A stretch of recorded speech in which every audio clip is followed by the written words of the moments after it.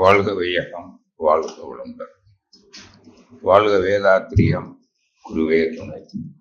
அன்பானவர்களே, உங்கள் அனைவரையும் பெருமதிப்போடு வணங்கி வாழ்த்தி வரவேற்று எனது அறிமுக உரையை தொடங்குகின்றேன். எனது பெயர் வேத சுப்பையா. நான் இந்த ஆன்மீக கல்வியை கற்றுக் கொடுக்கிற முதுநிலை பேராசிரியர். ஒரு 47 ஆண்டுகள் எனக்கு இதெல்லாம் வேதாத்திரி முதிர்ச்சிகிட்ட 1978 வந்து தீட்சை வாங்கி தியானம் அகத்தும் பண்ணி ஆன்மாவை அறிந்து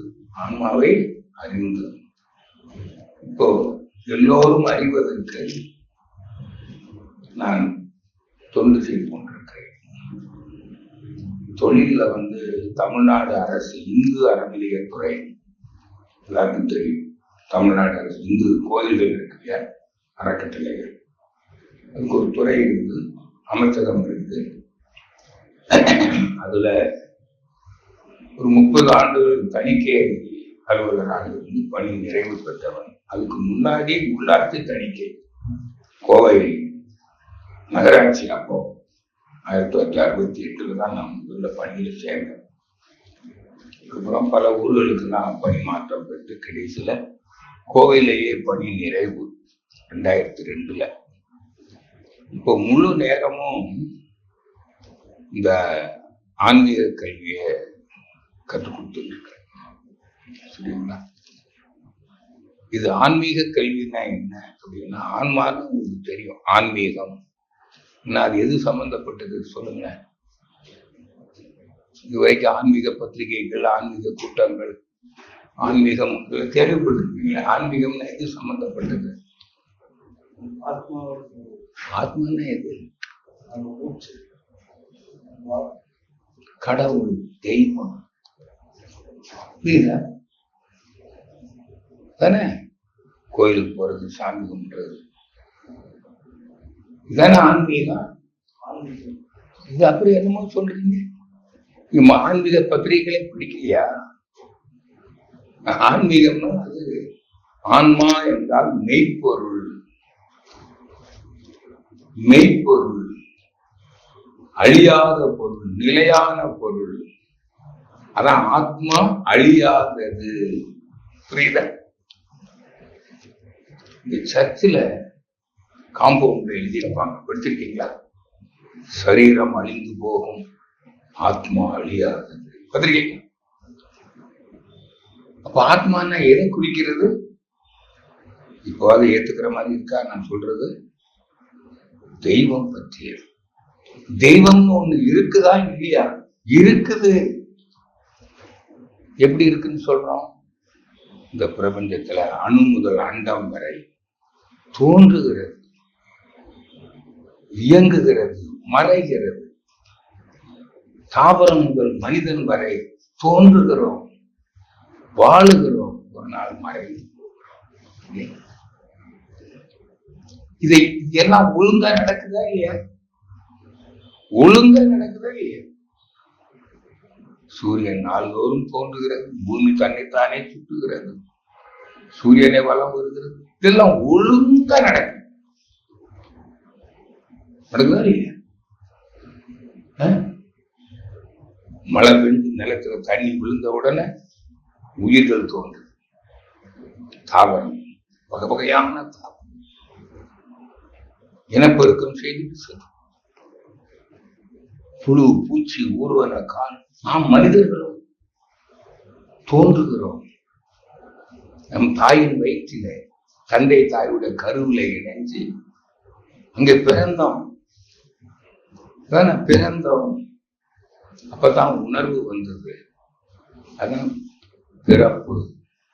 ஒரு நாள் உணர்வு இல்லை, செத்து போயிட்டோம். நிரந்தர கோமாவுக்கு போனாலே அது சாவுதான், தெரியுமில்ல?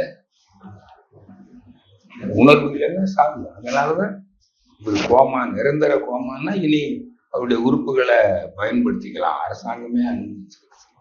ஏன்? செத்து போயிட்டோம். அப்ப சாவுன்னா என்ன? உணர்வற்ற நிலை.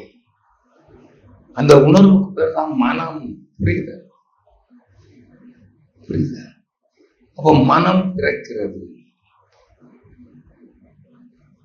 புரியுதானே? அப்ப நாம் தோன்றுகிறோம், வாழுகிறோம், அப்புறம் அங்க உயிர் போயிடுச்சுன்னா மனம் போயிடுச்சு. உயிர் போயிடுச்சுன்னா மனம் போயிடுச்சு. நம்ம உடம்புல வேற என்ன இருக்குது? காற்று. உயிர் வந்து போகல, மூச்சு வந்து போகல, வெப்பமும் குறைஞ்சு போகுது.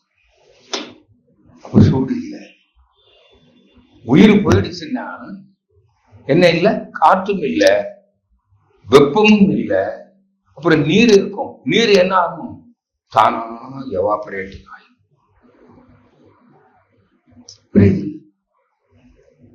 வறண்டு. அப்புறம் மண்ணு என்ன ஆகும்? மண்ணோட. புரியுதா? புரியுதியா?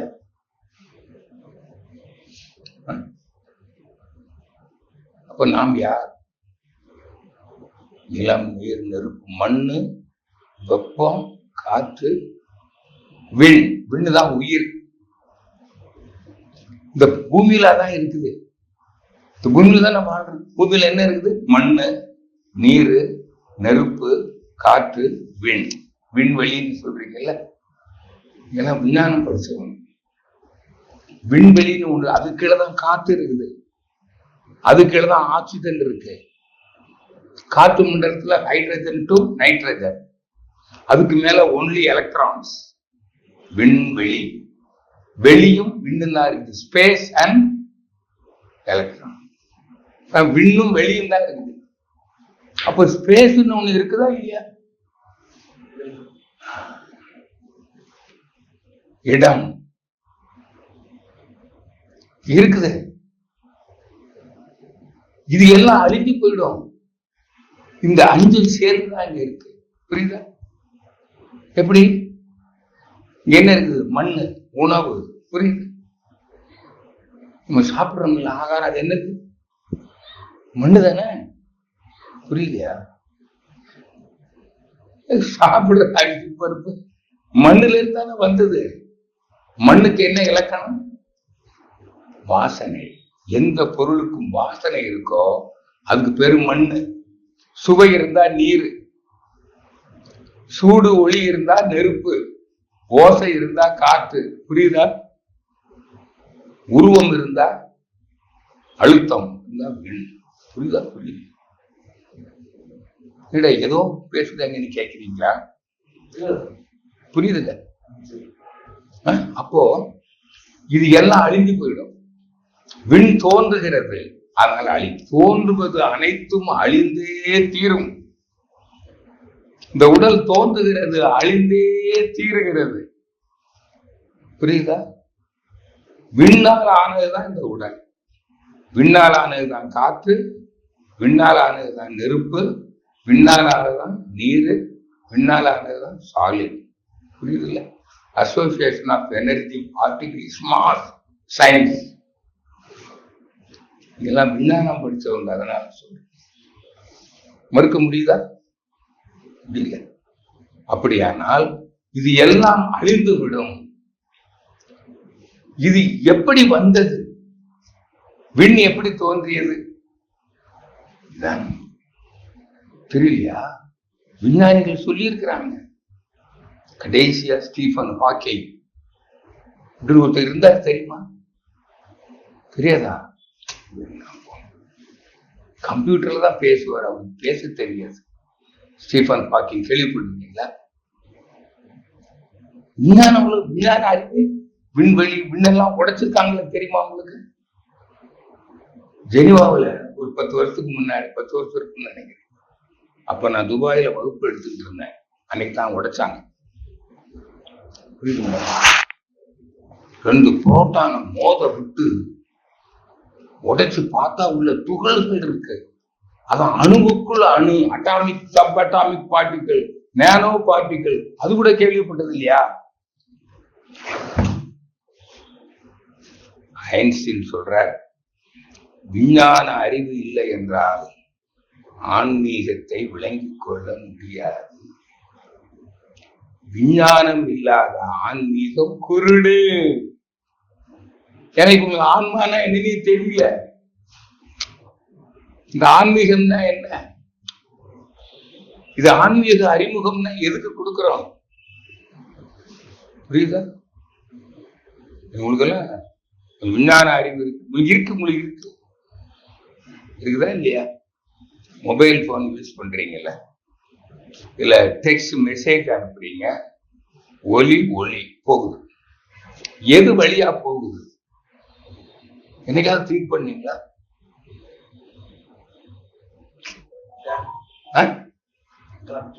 காற்றா? காத்துல ஓசை. காற்று நிலையானதா? காற்று விண் துகள்களாக அழிஞ்சு போயிடும். அழியாத ஒன்று இருக்கிறது. நான் இப்ப கேட்கிறேன், டார்க்னஸ் ஒண்ணு இருக்கா இல்லையா? என்னைக்காவது இது என்னன்னு சிந்தனை பண்ணீங்களா? இதத்தான் இப்ப விஞ்ஞானிகள் அது கூட தெரியல. Darkness is God, dark energy, black hole கேள்விப்பட்டதே இல்லையா? அது சாவை மிஞ்சியது, சாகாதது. அதான் ஆன்மா. சாவை மிஞ்சியது ரெண்டு சொல். நீங்க தமிழ் தானே?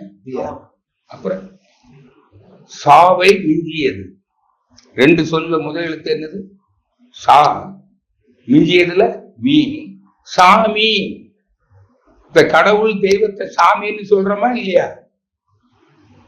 கருப்பு சாமின்னு சொல்றோமே, அது யாரு? ஐயப்பன். புரட்டாசி அடுத்தால மாலை போட்டுருவான். ஐந்துக்கும் அப்பனானவன். எங்க அஞ்சும்? நிலம், நீர், நெருப்பு, காற்று, விண். புரியுதா? விண்ணனை எலக்ட்ரான். அதான் நீங்க தமிழ் சரியா படிக்கலன்னு தெரியுது. உயிர் உங்க உடம்புக்குள்ள இருந்தா உயிர். இந்த வலிக்கு, இந்த உயிர் போகும்போது, உடம்பு விட்டு போகும்போது வலிக்கும். அப்ப எப்படி வலிக்குதுன்னு சொல்லுவீங்க? சொன்னதே இல்லையா? விண்ணு விண்ணு வலிக்குது, உயிர் போகுது. தமிழ் தெரியலன்னா ஆன்மீகம் தெரியாது. ஏன்னா இந்த ஆன்மீக அறிவிய உலகத்துக்கு கொடுத்தவன் தமிழன். அதான் மகாத்மா காந்தி கூட சொன்னார், நான் அவருக்கு ஆன்மாவை பற்றி அறிவு கிடையாது, அவர் ராம் ராம் தானே சொல்லிக்கிட்டு இருந்தார். கடைசியில சொன்னாரு, இந்த ஆன்மாவை கடவுளை பற்றி நான் அறிஞ்சிக்கணும்னா நான் அடுத்த பிறவியில தமிழனா ஒரு பிறந்து படிக்கணும். தமிழை தாய்மொழியாக கொண்டு படிக்கணும்.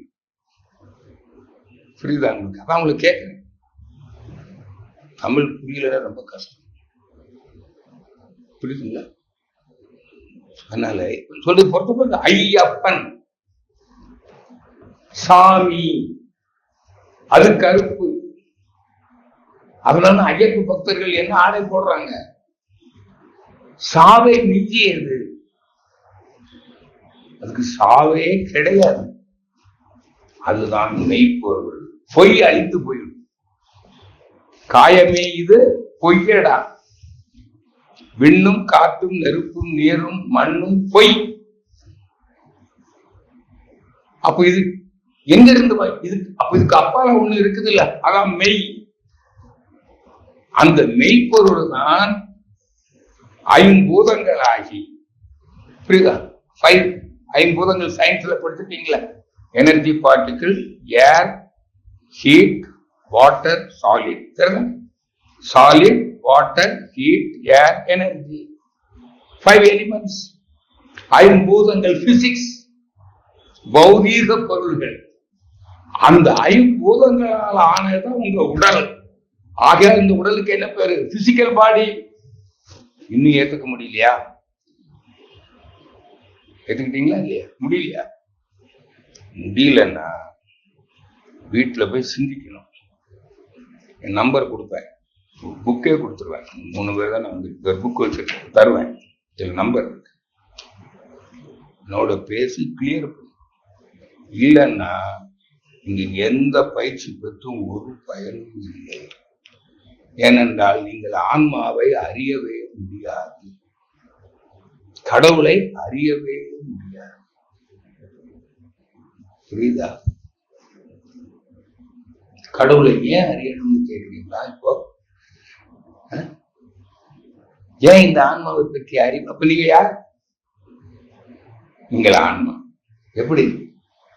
அந்த மெய்ப்பொருளுக்கு அந்த ஸ்பேஸ், டார்க்னஸ், ஐயப்பன், அதுதான் universal magnetic energy, cosmic energy. அதுலதான் உங்க ரேடியோ, டிவி, மொபைல் அலங்க போகுது. கன்வேயர். புரியுதா? விஞ்ஞானிகள் சொல்றாங்க, the whole universe is packed with magnetism. Magnetism is the chief factor governing all the events in this universe. அந்த மேக்னட்டிசத்தை தான் தமிழ்ல காந்தம், வடமொழியில, ஆங்கிலத்துல மேக்னட்டிசம், தமிழ்ல காந்தம். அந்த காந்தத்துக்கு மீதின கடவுள் இல்லை. இந்த காந்த சக்தி கண்ணுக்கு தெரியுதா? இந்த காந்த சக்தி இருக்கு தெரியுதா? புலன்களுக்கு தெரியுதா? காற்று தெரியுது, விண்ணு கண்ணுக்கு தெரியல. ஆனா விண்ணில் ஒண்ணு இருக்கா இல்லையா? விண்ணினுடைய கூட்டம் தான் காற்று. எது மோதுது கையில? காற்று மோது. காற்றுன்றது என்னதுங்க? எலக்ட்ரானுடைய electron proton, electron proton, electron proton. ஆக்சிஜன்ல எத்தனை எலக்ட்ரான், எத்தனை புரோட்டான் இருக்குது? 8 எலக்ட்ரான். அதான மோதுது. ஹைட்ரஜனும் ஆக்சிஜனும், ஹைட்ரஜன்ல 2, ஒரு எலக்ட்ரான் ஒரு புரோட்டான். ஹைட்ரஜன் 2 பங்கு, ஆக்சிஜன் 1 கூடனா எனக்கு வாட்டர், H2O. அதான் நான் கேட்டேன். கொஞ்சம் சயின்ஸ் நாலேஜ் இருந்தா ஆன்மாவை அறிஞ்சதான். எது ஆன்மா? அழியாத பொருள். இது விண்ணெல்லாம் அழிஞ்சு போகுது தோன்றுது. டார்க்னஸ் அழியுதா? இருந்தது, இருக்கிறது, என்றும் இருக்கும். அது உருவம் உண்டா? சொல்லுங்க சார். டார்க்னஸ்க்கு உருவம் உண்டா? அதுதான் கடவுள். ஆன்மீக துறையில நீங்க ஏதோ ஒரு ரிலிஜனை சேர்ந்திருப்பீங்க. அந்த ரிலிஜனில் கடவுளுக்கு உருவம் இல்லைன்னு சொல்லி இருக்குதா இல்லையா? இஸ்லாத்துல மட்டும் இல்ல, பைபிள்லையும் சொல்லியிருக்கு. சைவம் வைணவத்திலையும், சைவமும் வைணவமும் தமிழர் சமயம் அது இமயமலை வரையில பரவி இருந்ததுனால அது இந்திய சமயமே ஆயிடுச்சு. இந்திய சமயம் இந்து சமயம் என்று சொல்லப்படுது. அராபிய சமயம் இஸ்லாம், ஆங்கிலேயருடைய சமயம் கிறிஸ்தவம். எந்த சமயத்திலேயாவது கடவுளுக்கு உருவம் உண்டுன்னு சொல்லி இருக்குதா? மத நூலே படிச்சது இல்லையா? அதான் ஆன்மீகம் வாசனையே இல்லை உங்களுக்கு. கடவுளுக்கு உருவமே கிடையாது. ஒரு நாமம் ஓர் உருவம் இல்லாத மாணிக்கவாசகர் சொல்ற, பகவத்கீதை சொல்லுது, நான் எங்கும் நான் மகாவிஷ்ணு, நான் கருப்பன். புரியுதா? கிருஷ்ணன் கருப்பன், ஆனா டார்க்னஸ். சிவனும் சொல்லுது, அடிமுடி காண முடியாத அண்ணாமலையான். சிவனுக்கு உருவம் இல்லை. புரியுதா? பிதாவுக்கு உருவம் சொல்லி இருக்கா? பைபிள படிங்க. ஆதியிலே தேவன் இருந்தார், தேவன் தான் விண்ணையும் மண்ணையும் படைத்தார். அப்ப அதுக்கு முன்னால என்ன இருந்ததுன்னா, எங்கும் இருள் சூழ்ந்து இருந்தது என்று பைபிள்ல இருக்கு. அந்த இருளுக்கு ஓமை இல்லை. புரியுதா? தனக்கு அதான் ஓமை இல்லை. அல்லாஹ், அல்லாஹ் என்ற சொல்லுக்கு ஓமையற்றவன், அன்கம்பேரபிள். புரியுதா? இதுதான் ஆன்மா. அதுதான் என்ன ஆகுது? விண்ணாகி, காத்தாகி, நெருப்பாகி, நீராகி, மண்ணாகி, அதுதான் அண்டங்களா இருக்கு. இப்ப பூமி இங்க என்ன இருக்குதுங்க? மண்ணு, நீரு, நெருப்பு, காற்று. அந்த 5ம் முறையாக கூடுது. எப்போ? நீர் விழுந்த உடனே புல்லாகி, தாவரமாகி, அதுல இருந்தா புழு வருது. புழுவாகி, புழு பூச்சியாகி, பூச்சி ஊர்வனவாகி, ஊர்வன கால்நடைகளாகி, அந்த கால்நடைகளில் மனிதனை ஒத்த விலங்கு இருந்தது. அது ஒரு வகையான குரங்கினம். அதுல இருந்து வந்தவன் தான் முதல் மனிதன். ஒரு ஆணும் பெண். அவங்க இனச்சேர்க்கை மூலமா பருவி வந்தோம். அதான் அந்த ஆதி அம்மா அப்பா. அவங்களுடைய வாரிசு தான் நாம. இப்ப 800 கோடி மக்களா வாழ்றது யாருடைய வாரிசு? அதான் பைபிள்ல அதான் ஆதாம் ஏவாள்னு சொல்லி வச்சுட்டாங்க. புரியுதா? இப்ப சொல்லுங்களேன், நீங்க யாருன்னு? உங்க பேரை சொல்லுவீங்க. இல்ல, நீங்க யாரு? இப்போ 5 பூதங்களின் கூட்டு. எது 5 பூதங்களா இருக்குது? மெய்ப்பொருள், கடவுள், தெய்வம். இப்ப சொல்லுங்க, இப்ப இது ஆடை. இது நீ யாருன்னு கேட்டா அது சொல்லும், நான் பஞ்சுன்னு சொல்லும். பருத்தி. பருத்தி தான் நூலாகி, துணியாகி, ஆடையா இருக்குது. அப்ப இது என்ன சொல்லும்? நீ யாருன்னு கேட்டா என்ன சொல்லும்? அது பேசலாம் வச்சுக்கோமே. நீ யார்? நான் பருத்தி ஆடை. நான் ஆடை. என்ன ஆடை? நான் பருத்தி ஆடை. அப்ப நீங்க சொல்லுங்க, நீங்கள் யார்? நான் ஆன்மா. இப்ப புரியுதா? புரிஞ்சு போச்சா? புரியலையா? இதைத்தான் சொன்னாங்க பெரியவங்க. நான் கடவுள், நான் தெய்வம். ரமணரை தான் சொன்னார். இப்படி உன்னை நீ அறிந்து கொண்டால் இதுதான் ஆன்மீக அறிவு. அப்ப நான் யார்? நான் கடவுள். அப்ப எல்லாரும் யாரு? கடவுள். மனிதர்கள் மட்டுமா? விலங்குகள், ஊர்வன, பூச்சி, புழு, தாவரம், மண்ணு, நீர், நெருப்பு, காற்று, விண்ணு, நோக்கும் இடமெல்லாம் யாவின்றி வேறில்லை. காக்கை, குருவி எங்கள் ஜாதி, கடலும் மலையும் எங்கள் கூட்டம். நோக்கும் இடமெல்லாம் யாமின்றி வேறில்லை, அனைத்தும் நானே. பாரதி. ரமணரிடம் ஒரு ஆங்கிலேயர் கேட்கிறார், வாட் இஸ் காட்? அதெல்லாம் ஏதாவது படிச்சிருக்க வாசனை வாய்ப்பு உண்டா உங்களுக்கு? இங்க சொல்றாரு அவரு, வாட் இஸ் காட்னு கேட்டு என்ன பதில் சொன்னாரு? இதெல்லாம் தெரியுமா? தெரியாது. சொல்றேன், what is God. What is God. அதுல காடுங்கிறதுக்கு 3 எழுத்து இருக்கு பாத்தீங்களா? GOD. இது 3 சொல்லுடைய முதல் எழுத்து கூட்டு. அது தெரியுமா? தெரியும். ஜினா ஜெனரேட்டர், ஜெனரேட்ஸ். ஓனா ஆபரேட்டர், டினா டெலிட்டர். ஆக்கல், காத்தல், மறைத்தல். புரியுதா? முத்தொழிலோன். படைத்தல், காத்தல், மறைத்தல். இது எல்லா மதமும் சொல்லுது. அதுல இந்திய மதம் எப்படி சொல்லுது? அந்த படைக்கிற கடவுளை பிரம்மான்னு சொல்லி, காக்கிற கடவுளை விஷ்ணுன்னு சொல்லி, மறைக்கிற கடவுளை சிவன் சொல்லிட்டாங்க. எல்லாம் ஒண்ணுதான். இந்த கடவுள் ஒன்றுதான். ஏதாவது கேள்விப்பட்டிருக்கீங்களா? இல்லையா? சரி, இப்ப இது எதுக்குங்க? இதை தெரிஞ்சுக்கிட்டா நம்ம எல்லாரும் யாருங்க? அதுல அவதார கடவுள்கள் வேற இருக்கு. இது நான் சொல்றது வேதங்கள்ல இருக்கு. 5 பூதங்கள் இயற்கை தான் கடவுள்னு சொல்லி இருக்கு வேதங்கள். வேதங்களால் கேள்விப்பட்டிருக்கீங்களா? 4 வேதங்கள் சொல்லுவாங்க வடமொழியில.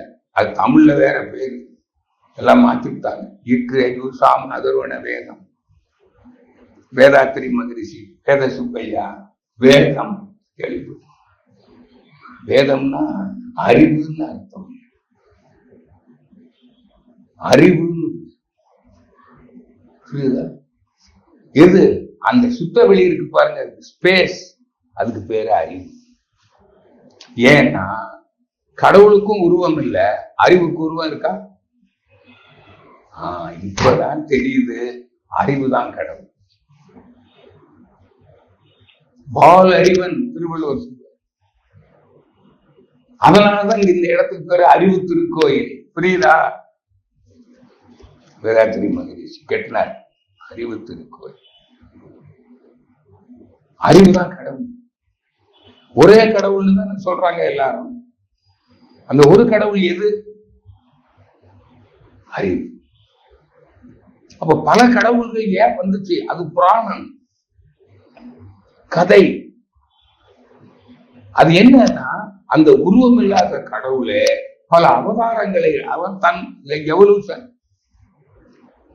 அவதாரங்களை எடுத்து மனிதன் எப்படி வாழணும் சொல்லி இருக்கு.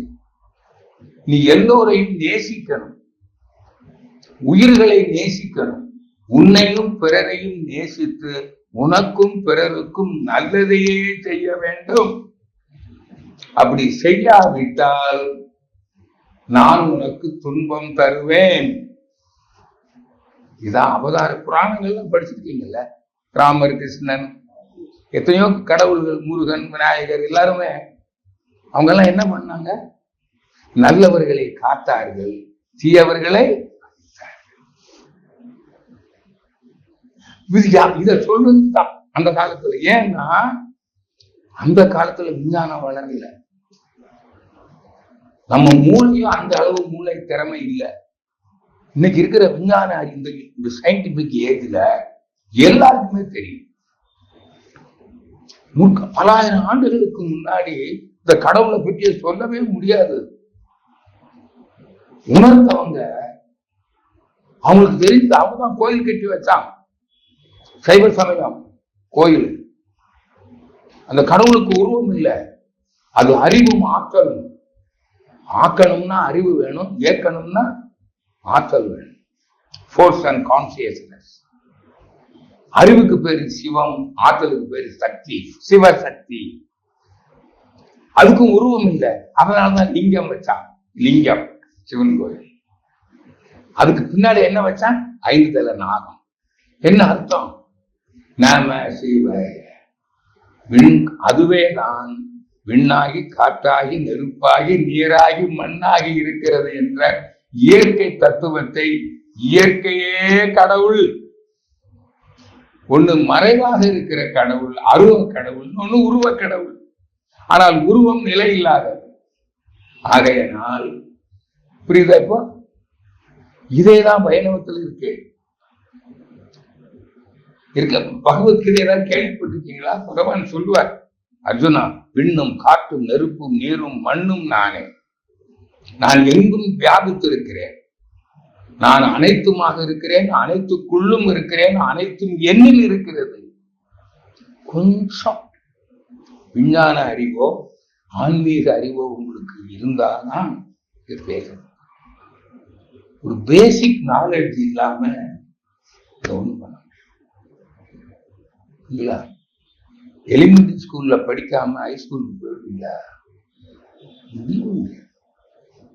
ஆதாரங்கள், ஃபவுண்டேஷன், அதுதான் இப்ப உங்கள்கிட்ட கேட்டு கொஞ்சமாவது இந்த அறிவு இருக்கணும்.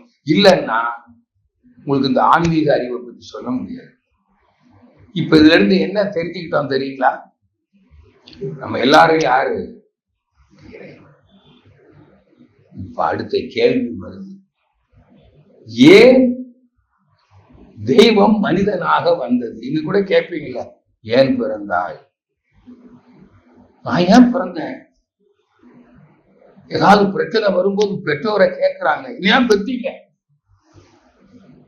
திரைப்படத்துல ஒரு பாடல் இருக்கு, ஏன் பிறந்தாய் மகனே, ஏன் பிறந்தாய்? நான் பிறந்த காரணத்தை நானே அறியும். ஏன் பிறந்து வாழுகிறீர்கள் தெரியல. நீங்க ஆன்மாவை அறியாததால் வாழ்க்கை விளங்கவில்லை. வாழ்க்கை என்பது ஒரு பயணம். இப்ப வீட்டுல இருந்து வந்திருக்கீங்க, இந்த பயணம் எங்க போறோம் எதுக்கு போறோம்னு தெரிஞ்சாதானே வந்தீங்க. இங்க வாழ்றீங்கல்ல, இந்த உலகத்துல பிறந்தீங்கல்ல, எதுக்கு பிறந்தீங்க தெரியாது. ஏன் வாழ்றீங்க தெரியாது. ஒரு கவிஞன் பாடுறான், தந்தை தவறு செய்தானா, அன்னை இடம் கொடுத்தாலாம், வந்து பிறந்து விட்டோம் வாழ தெரியவில்லை. இப்ப வாழ தெரியாம வாழ்றான். ஒரு திரைப்பட பாடல் இருக்கு, கவிஞன் பாடுறான், கடவுள் தான் எல்லாத்தையும் படைச்சான் இல்லையா, எல்லாத்தையும் படைச்சு பைபிள் கூட சொல்லு, மனிதனுக்கு தேவையான அனைத்தையும் படைத்து ஐம்பூதங்களையும் தாவரம் புழு பூச்சி ஊர்வன கால்நடைகளையும் படைத்து இறுதியாக மனிதனை படைத்தார். அப்ப இதெல்லாம் யாருக்காக படைத்தான்? மனிதனுக்காக. பைபிள்ல கூட இருக்கு. படைச்சு ஆதாம் ஏவாள படைச்சு நீங்க வாழுங்க அப்படின்னு சொன்னாங்க.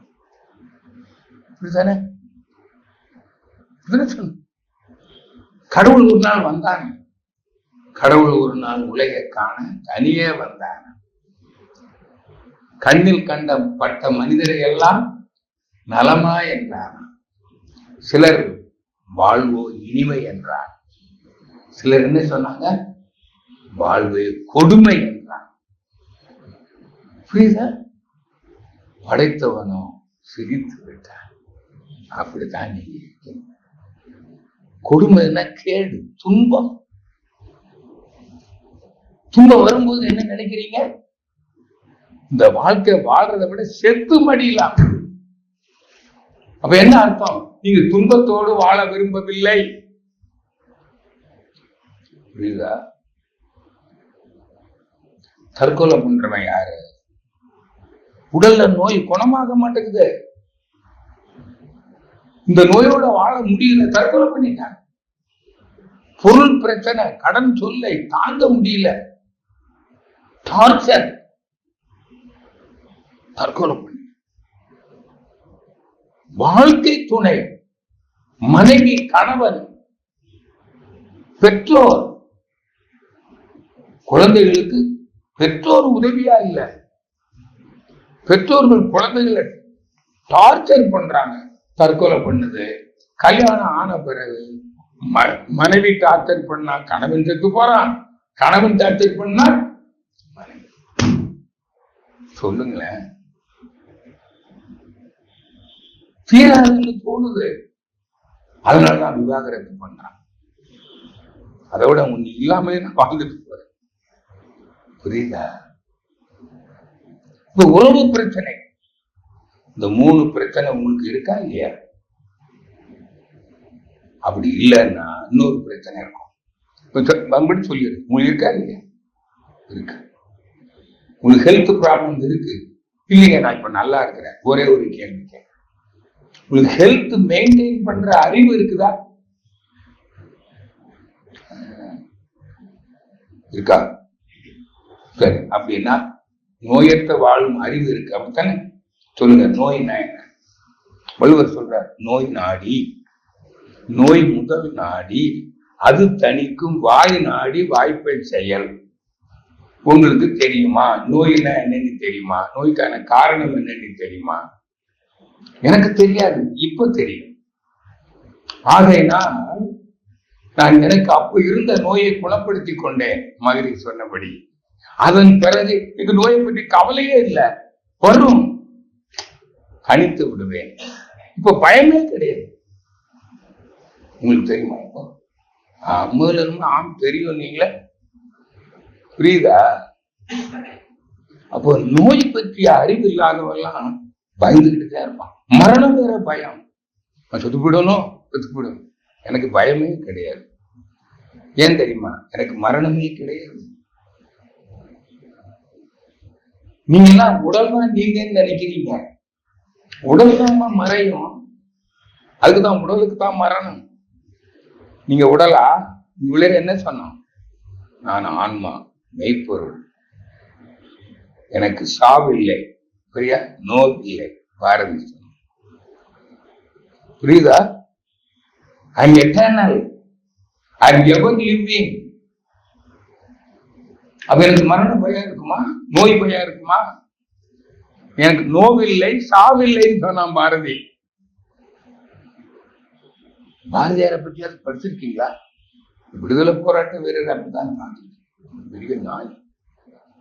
வள்ளலாருக்கு பின்னால் தமிழ்நாட்டில் வாழ்ந்த ஒரு ஞானி மகாகவி பாரதி. அவருக்கு பின்னால் வந்தவர் தான் ஆசான.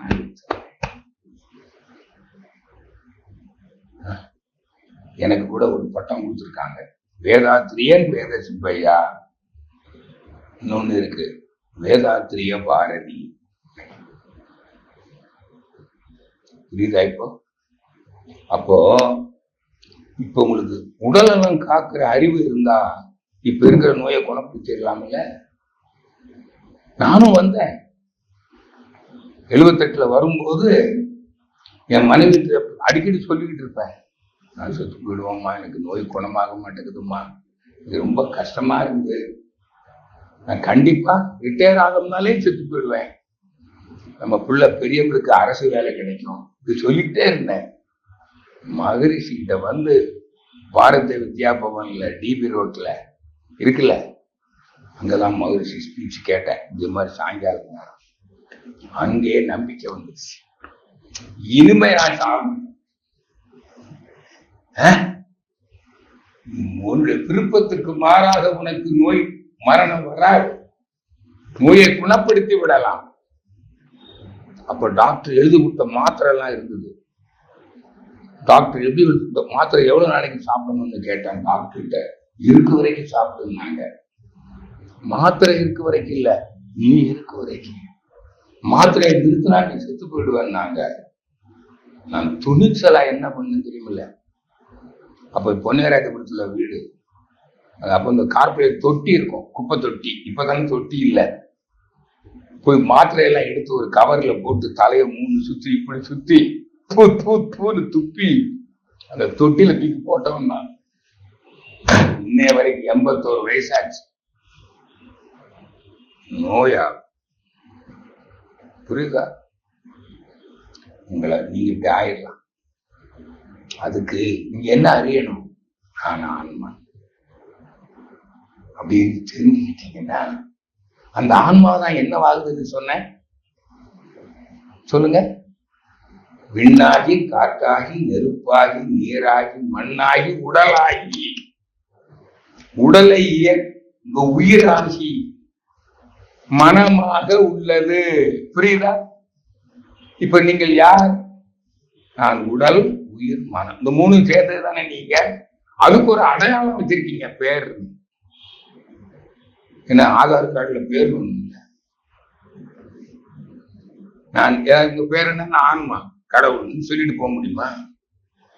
அடையாளத்துக்கு தான் பேர் வச்சிருக்கோம். உங்களுக்கு ஒரு பேரு, எனக்கு ஒரு பேர். அப்ப நீங்க யாருங்க? நல்லா கேளுங்க தம்பி. இல்லைன்னா நீங்க பயிற்சி எடுத்து எந்த பயனும் இல்லை. நீங்கள் கடவுள்னு தெரிஞ்சுக்கிட்டீங்கன்னா நீங்க இந்த 5 பூதம், இப்ப உடல் நலம்னா என்ன தெரியுமா? இந்த 5 பூதங்களையும் நீங்கள் உங்கள் உடலில் பராமரிக்கணும். 5 பூதங்களையும் கூட்டிதான் நம் தாய் வயிற்றுக்குள் இருந்த இறைவன் தானே கட்டினான் இந்த உடம்ப.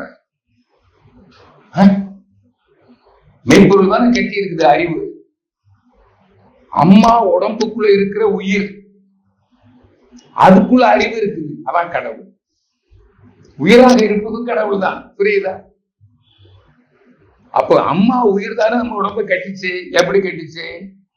நிலம் நீர் நெருப்பு காற்று விண் 5ஐயும் கூட்டி உடம்பு கட்டிச்சு. அங்க உயிர் வந்துடுச்சு, அதான் உயிர். உடல் உயிர். புரியுதா? அப்ப நம்ம உடம்புக்குள்ள என்னென்ன இருக்கு சொல்லுங்க? நிலம் நீர் நெருப்பு காற்று விண், அப்புறம் கூட என்ன இருக்குது? உயிர். இந்த 5 உடம்புல சரியா இருந்தாதான் உயிர் இருக்கும். புரியுதா? சரியா பேசா? ஆனா நீங்க இந்த உயிரை நம்ம என்ன பண்றோம், இந்த உயிரையும் அந்த இந்த குறிப்பிட்ட விகிதாச்சாரம் இருக்குல்ல, நல்லா புரிஞ்சுங்க, நல்லா புரியும். நிலம், உணவு, அது எவ்வளவு இருக்கணும், என்ன தரத்துல இருக்கணும்னு ஒரு அளவு இருக்கு. அளவு தரம் இருக்கா இல்லையா? Quantity and quality. அதே மாதிரி நீர், மருத்துவர்கள் சொல்றாங்க என்ன சாப்பிடுறீங்க, எவ்வளவு சாப்பிடுறீங்க, அளவோட சாப்பிடணும், அளவு சாப்பிடணும், பசிக்கும் போது சாப்பிடணும், இல்ல சத்துள்ள உணவு சாப்பிடணும். புரியுதுல்ல? அதான் மண்ணு. அப்ப நமக்கு அதை பராமரிக்க தெரியணும்ல. நீரை பராமரிக்கிறதுக்கு டாக்டர் கேட்கிறாங்க மருத்துவர், எவ்வளவு தண்ணி குடிக்கிறீங்களா, இவ்வளவு தண்ணி குடிக்கிறீங்களா, நல்ல தண்ணி குடிக்கிறீங்களா? அப்ப நீருக்கும் உணவுக்கும் நீருக்கும் நம்ம உடல் நலத்துக்கு சம்பந்தம் இருக்குதா இல்லையா? காத்தோட்டமான இடத்துல வாழ்றீங்களா? சூடு சரியா இருக்குதா, வெப்பநிலை சரியா இருக்குதா இங்க வாழ்ற இடத்துல? புரியுதுல்ல? அதுக்கான உறைவிடம் எல்லாம் வச்சுக்கிறோம். அதான் காத்தோட்டமான இடத்துல தூங்குறோம்.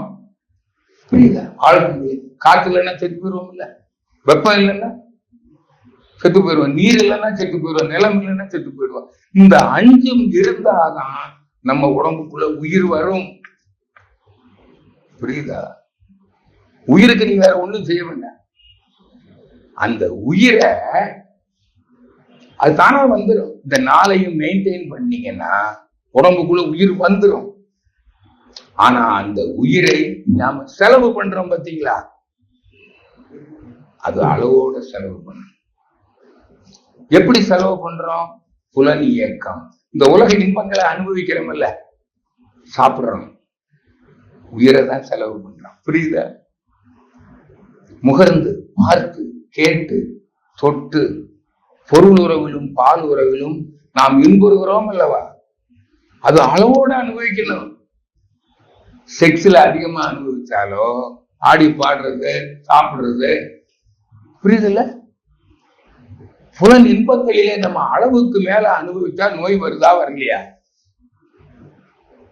டென்ஷன், மனம் கொந்தளிக்குது. புரியுதா? அப்ப உடம்புக்குள்ள உயிர் என்ன ஆகும்? குறைஞ்சு. இந்த புலன் இன்பங்களிலே ஆசை, இன்னும் வேண்டும் இன்னும் வேண்டும் என்று ஆசைப்படுகிற போது இதுதான் டென்ஷன், இதான் மன அழுத்தம், இதுலதான் நோய் வருது. சொல்றாங்களா இல்லையா? அப்போ மருத்துவர் கேட்கிறாங்க, சாப்பிடுறீங்களா, தண்ணி குடிக்கிறீங்களா? கொஞ்சம் சூடு காற்றை என்ன பண்ணணுங்க? உழைப்பு கேட்பாங்க. உணவுக்கு தகுந்த உழைப்பு இருக்கணும், இல்லைன்னா ஜீரணம் ஆகாது. உழைக்கும் போதுதான் உடம்புல காற்று உள்வாங்குது, மூச்சு உழைக்கும் போதுதான் சூடு ஏறுது. புரியுதா? அப்ப இப்ப தெரிஞ்சு போச்சு. புரியுதாமா? உடல் நலம். அப்போ நோய் எப்ப வருது? நீங்க இந்த 5 பூதங்களையும் உடலில் பராமரிக்க தவறினால், சாப்பிடும்போது பதுக்கும்போது சாப்பிடணும்ல, உணவுல ஒழுங்கு இருக்கணும்ல, உழைப்பு இருக்கணும்ல, உறக்கம் அதிகமா செலவு பண்ணி விடுறீங்க. உறங்கலைன்னா உயிர் சக்தி செலவாயிடும். உறங்கலைன்னா அஜீரணம் வருதா வரலையா? சாப்பாடு சரியில்லைன்னா ரத்தத்துல சத்து, அஜீரணம். அஜீரணம்னா என்னங்க? ரத்தத்துல பயோ கெமிக்கல் இருக்க வேண்டியது இருக்காது, தேவையானது இல்லாத இருக்கும். அதான் நோய் வந்தப்போ லேப்ல டெஸ்ட் பண்றீங்க. பயோ கெமிக்கல் டிசார்டர், உயிர் ரசாயனம். புரியுதா புரியலையா? இப்பதான் தெரியுது நமக்கு எப்ப நோய் வருது. எப்பொழுது நீங்கள் இந்த 5ஐயும் உடலில் சீராக பராமரிக்க நீங்கள் தவறிவிட்டீர்களோ, நீங்கள் தான் உங்கள் நோய்க்கு காரணம். தீதும் நன்றும் பிறர் தரவாரா. புரிஞ்சு போச்சா புரியலையா? புரியுதா? இப்ப இதை தெரிஞ்சுக்கிட்டீங்கன்னா இனிமேல் என்ன பண்ணுவீங்க? எப்படி பண்ணுவீங்க? பசிக்கும் போது சாப்பிடுவீங்க, நல்ல சத்து உள்ள உணவு, தூய்மையான உணவு, பசித்து புசி சுவைத்து விருந்த தின்றால் 100 வயது அளவோட சாப்பிடுவீங்க. ஜங்க் ஃபுட் எல்லாம் சாப்பிட மாட்டீங்க, ஃபாஸ்ட் ஃபுட் எல்லாம் சாப்பிட மாட்டீங்க. பேக்கெட் ஃபுட்டு, டிண்டு ஃபுட்டு, எண்ணெயில பொரிச்சது சாப்பிடுவீங்களா? தரங்கிட்டு போகுது இல்ல. வயசானவங்க இப்படி கூட மாலையிலான ஏதாவது வாங்கிட்டு போனா இட்லி இடியாப்பம் இதான் வாங்கிட்டு போவேன் வீட்டுல. நானும் என் மனைவி தான் இருக்கோம். ஏன்? அறிவு. வயசுக்கு தகுந்தா அப்படி சாப்பிடணும். அப்ப உணவுல ஒழுங்குபடுத்தணுமா இல்லையா? சொன்னீங்களே எனக்கு உடலெல்லாம் காக்குற அறிவுக்கு நீங்களே. எப்பொழுது நாம் உண்ணுதல், உழைத்தல், உறங்குதல், உடல் உறவு கொள்ளல், எண்ணுதல், உடல் உறவு தான் நமக்கு உயிர் சத்தே போயிடும். அந்த உயிர் தாங்கி இருக்குல்ல, விந்துநாத சக்தி, அது செலவாயிடும். ஆண்களுக்கு விந்து, பெண்களுக்கு நாகம். அதுதான் உயிர் தாங்கும். எலக்ட்ரானை பிடிச்சு வைக்கிற கெமிக்கல், இந்த கெமிக்கல் இருக்குல்ல, வேதிப்பொருள் செல்லுல, நம்ம பாடியில் இருக்கிற செல்லு தான் என்னதுங்க? பிளாசம்னு படிச்சிருக்கீங்களா? அந்த பிளாசம் ஒவ்வொரு முறை உடல் உறவுல ஈடுபடும் போதும் கணவன் மனைவி இருவருக்கும் செலவாகும். அது அளவோட இருந்தா அதுக்கு ஒரு காரணம் இருக்கு. எப்போ உண்மையான விருப்பம் வரணும். அப்படி இருந்தீங்கன்னா அங்க விரயமாகாது. ஏனென்றால் அப்ப அது கழிவு பொருளா மாறிடும். சத்து பொருளா இருக்கும் போது நம்ம உடம்புல உற்பத்தி ஆகி அது 15 நாட்களுக்கு உடம்புல இருக்குமா சித்தர்கள் சொல்றாங்க. அந்த 15 நாட்களுக்கு அது இந்த உயிர் துகள்களை பிடிச்சு வைக்கிற சத்து அது இருக்கும். அதுக்கு அப்புறம் தான் கழிவு பொருளா மாறும். அதை கழிக்க விட்டாலும் நோய் வரும். அதை கழிக்கும் போது அதுல இருக்கிற உயிரணுக்கள் என்ன ஆகுது? கருத்தரிக்குது. புரியுதா? அதனாலதான் சித்தர்கள் சொன்னாங்க, செக்ஸ் யாரு 40 வயசு வரையில அதிகமா செக்ஸ்ல ஈடுபடுறாங்களோ பின்னால நோய் வரும். உணவுலயும் விழுந்து இருக்கணும், உழைக்கணும், உழைக்கணும், வேர்வை வரணும், மூச்சு வாங்கணும், சூடு ஏறணும், அதான் கழிவுகள் வெளியேறும். தோல் தான் நம்ம உடம்புல கழிவை வெளியேற்றுற மிகப்பெரிய உறுப்பு. படிச்சிருக்கீங்களா? உழைச்சாதான் வேர்க்கணும், அப்பதான் கழிவு வெளியேறும், நோய் வரும். புரியுதா? புரியலையா? அப்ப உழைப்பு எவ்வளவு முக்கியமானது. வாக்கிங் கூட டாக்டர்ஸ் என்ன சொல்றாங்க? Fast walking. புரியுதா? புரியுதா? உடல்நலம் காக்கிற கூட அறிவு. இப்ப நான் உடல்நலத்தை பற்றி தான் பேசிட்டு இருக்கேன். ஏன்னா நேரம் ஆச்சு. உங்களுக்கு ஹெல்த் ப்ராப்ளம் தீர்ந்துதான் தெரியலையா? ஆனா 100க்கு 100 நான் உணவுல யாராவது கரெக்டா இருக்க முடியுமா? முடியாது. உழைப்புல, உறக்கம், எல்லாரும் 10 மணிக்கு படுத்து 5 மணி வரையில உறங்கணும். நல்லா பிளாட்டா படுக்கணும், காற்றோட்டமா படுக்கணும், ஏசியில படுக்கக்கூடாது, ஆல் அவுட் வச்சு படுக்கக்கூடாது. ஆல் அவுட் வச்சா ஆல் அவுட். தெரியுமா? எல்லாரும் கரெக்டா இருக்க முடியுமா? முடியாது. பால் உறவுல கரெக்டா இருக்க முடியுமா? முடியாது. எண்ணம் மனசுல ஆசை வராம, பொறாம வராம யாராவது இருப்பாங்களா? ஆசைன்னா வேற ஒண்ணும் இல்லைங்க. நம்மளை விடுத்த ஒருத்தன் நல்லா இருந்தா நமக்கு பொறாமையா இருக்குது.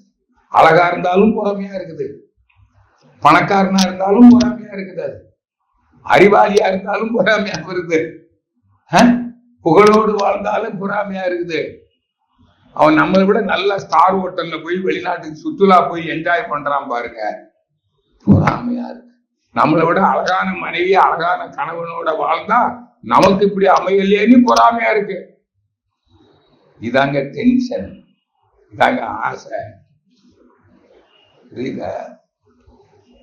அப்ப ஆசைப்படுறவனுக்கு உயிர் சக்தி என்ன ஆகுங்க? குறைஞ்சிக்கிட்டே. உங்களுக்கு தெரியாது. ஒரு நாள் நோய் சொல்றேன். வோல்டேஜ் இருக்குல்ல, வோல்டேஜ் கரண்ட், இது மின்காந்தம், இது சீவ காந்தம், உயிர்.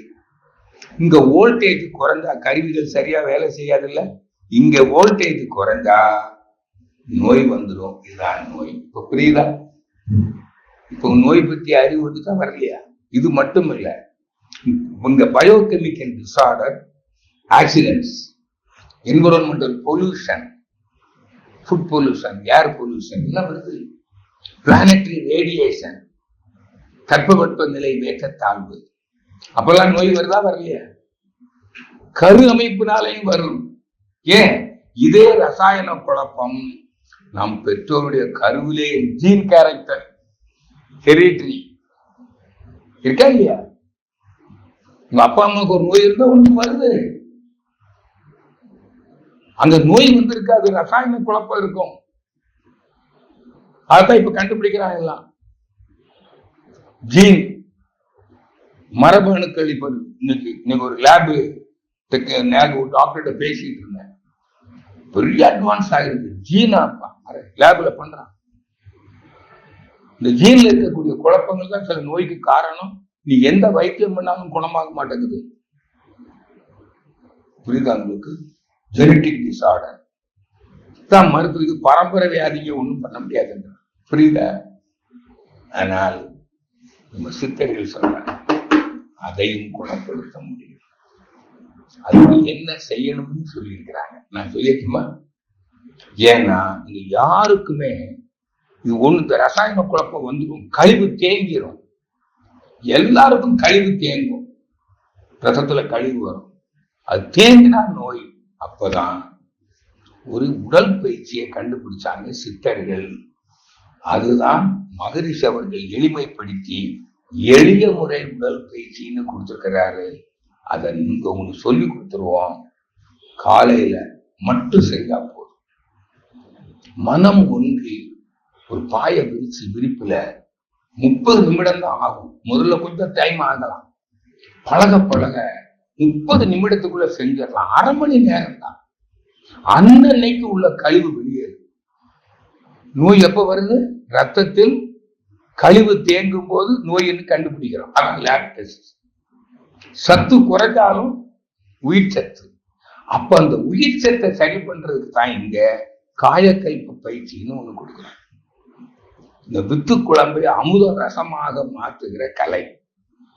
அப்புறம் மனம் கொந்தளிச்சா உங்களுக்கு நோய் வருது இல்ல, டென்ஷன். அதுக்கு தான் என்ன சொல்றோம், இங்க 2 பயிற்சி கொடுக்குறோம். என்ன பயிற்சி தெரியுங்களா? ஒண்ணு மெடிடேஷன். இப்ப கொடுத்தாங்க மனம் அமைதி. அது மட்டுமல்ல, அப்பவும் பொறாம பயம் எல்லாம் பொறாம வரும் இல்ல, அதுக்குதான் நான் யார், அனைவரும் நானே. புரியுதா? இப்போ நீங்க இன்னொருத்தர்கிட்ட இருக்குது, உங்க பிள்ளைகள் உங்க பங்காளிகிட்ட இருக்கு. உங்க பங்காளிகிட்ட இருக்கிற பொருள், புகழ், அதிகாரம், புலனின்பம் இதுக்கு நீங்க ஆசைப்படுறீங்கல்ல, அதான் பொறாமை. அதானே? அந்த பொறாமை வரும்போதே இங்க நோய் வந்து சக்தியை இழந்துருவீங்க. மனம் அமைதியா இருக்காது. அதான் ஆசை. இப்ப நான் கேட்கிற முதல்ல சொன்னேன்ல, இந்த எல்லாருமே நீங்க தான். அப்போ உங்ககிட்ட இருக்கிற பொருளுக்கு நீங்க ஆசைப்படுவீங்களா?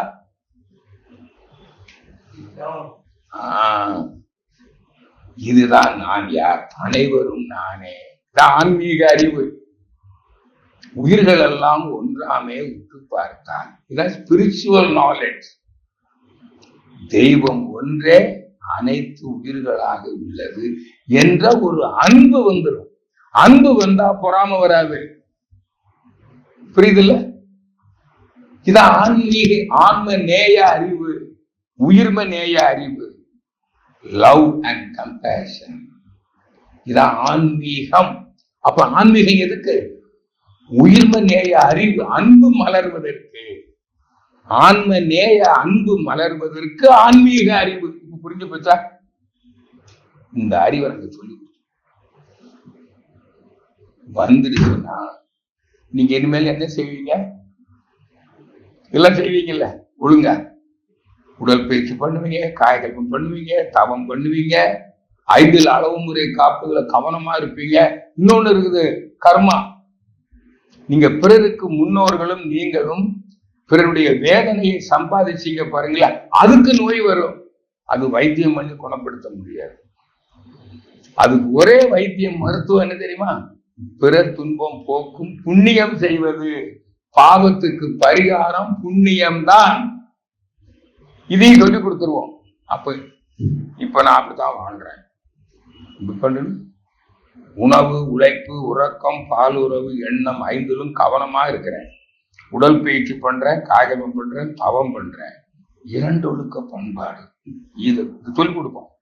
நான் எனது வாழ்நாளில் யாருடைய உடலுக்கும் மனதுக்கும் துன்பம் தர மாட்டேன். தந்தா என்ன வந்துடும்? உனக்கு நோய் வந்துடும். துன்பப்படும் உயிர்களுக்கு என்னால் முடிந்த உதவியை செய்வேன். புரியுதா? இதான் புண்ணியம். அதான் கர்மாவை போக்குறது. அதனாலதான் ஒரே கருத்து சொல்லி முடிவு பண்ண போறேன். உங்களுக்கு மட்டும் பேசல, எல்லாருக்கும் அவசியம். நோய் வந்த போது மருத்துவர்கள் வைத்தியம் பண்ணுவாங்க, குணமாக. அப்ப இவன் சொல்லுவாங்க, என்ன பாவம் செஞ்சனோ, யாரு கூடிய நான் கெடுத்தேனோ, நான் செஞ்ச பாவமா என் முன்னோர்கள் செய்த பாவம், முன்வினை தன்வினை. புரியுதா? இருள் சேர் இருவினையும் சேரா இறைவன் பொருள் சேர் புகழ் புரிந்தார் மாட்டு. புரியுதா? இதுதான் ஆன்மீக அறிவு. அப்ப ஆன்மீக அறிவு வந்துச்சுன்னா உயிர்வ நேய அறிவு. உங்களையே நீங்க நேசிப்பீங்கல்ல. இந்த ஆன்மீக அறிவு வந்து சாராயம் குடிப்பானா? சொல்லுங்களேன். உடம்ப கெடுக்கிற வேலை ஏதாவது செய்வானா? இதுக்குதான் ஆன்மீக அறிவுங்க. இத விட்டுட்டு கடவுள்கிட்ட போய் வேண்டி என்ன புரியுது? கோயில்களை கெட்டி வச்சவங்க கடவுளை வேண்டதுக்கு இல்ல, அதிகாலத்துல கடவுளை அறிவதற்கு. சைவ சமயத்துல சொன்னாங்க, கடவுளுக்கு உருவம் இல்லை, அதுதான் 5 பூதங்களாகி உடலாக உயிராக மனமாக இருக்கிறது. நீ கடவுள்ரா, அவன் நீ ஒன்றாய் அறிந்த இடம். இத சொல்றதுக்கு ஏற்படுத்தினதுதான் கோயில்கள். அப்ப யாரை காண? சாமியை காண. சாமியை கண்டா மோட்சம் கிட்டும். அப்ப சாமியை காண்பதற்கு யார் வேணும்? குரு துணை வேணும். இப்ப எந்த கோயிலாவது இருக்காங்களா? ஐயப்பன் கோயில்ல கூட இல்ல. அவங்க சாமியை காமிச்சாங்க இல்லையே, சிலையெல்லாம் காமிச்சாங்க. அது உருவம் அல்லவா? புரியுதா? ஆனால் ஜோதியை காமிச்சாங்க. அதான் அறிவு. அறிவுதான் ஐயப்பன். புரியுதா? ஜோதி, அருள் பெரும் ஜோதி. புரியுதா? இப்ப அறிவு ஜோதி, அதான் அறிவு திருக்கோயில். புரிஞ்சிட்டீங்களா? இங்கதான் குருமார்கள் இருக்கிறோம். ஏதாவது கோயில்ல நாம் ஆன்மாவை அறிவதற்கு, கடவுளை அறிவதற்கு உதவும் குருமார்கள் எந்த மதம் சார்ந்த கோயிலையாவது இருக்காங்கன்னா சொல்லுங்க பார்க்கலாம். நான் இந்து அறநிலையத்துறையில பணியாற்றி இருக்கிறேன், எனக்கு தெரிய இல்லை. புரியுதா? எங்க இருக்கிறோம் குருமார்கள்? ஆன்மாவை அறிகிறதுக்கு குருமார்கள் நாங்க தான் உங்களுக்கு அந்த ஆன்மாவை அறிவதற்கு தவம் கொடுக்கிறோம். உடல் நலத்துக்கு உடல் பயிற்சி, காயகல்பம், தவம் கொடுப்போம். அதுக்கு மேல நெற்றிக்கண்ணை திறந்து அந்த ஆன்மாவை காண்பதற்குதான். ஆன்மாவை காண நெற்றிக்கண், ஞானக்கண். முற்காலத்துல கோயில்கள்ல தியானம் கத்துக் கொடுத்தாங்க. இப்ப எங்கயா கத்துக் கொடுக்குறாங்களா? வெறும் சடங்கு பொட்டு வச்சுட்டு விட்டுறாங்க. கிறிஸ்தவர்கள் சில்வ போட்டு விட்டுறாங்க, இந்துக்கள் பொட்டு வச்சுட்டு விட்டுறாங்க. இங்கதான் அங்க உண்மையில ஞான கண்ணை திறக்கிறோம். அது எதுக்கு?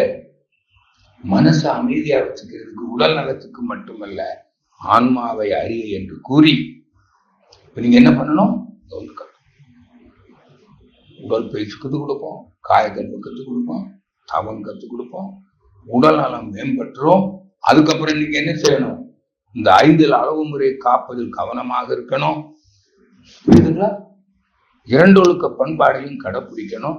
கண்டிப்பா உங்களுக்கு நோய் எதிர்ப்பு சக்தி கூடிடும். நோய் தானாக குணமாகும். புரியுதா? நோய் வந்தா கூட, கொரோனா வந்தா கூட உங்களுக்கு தாங்கும். புரியுதா? இது போதுமா? போதாது. ஆனா நீங்க இப்ப என்ன, அப்புறம் மன நிறைவுக்கு என்ன பண்ணணும்? அன்பு வேணுமே, அதுதான் தன்னை அறியணும். ஆன்மாவை, அதான் ஆன்ம நேயம்.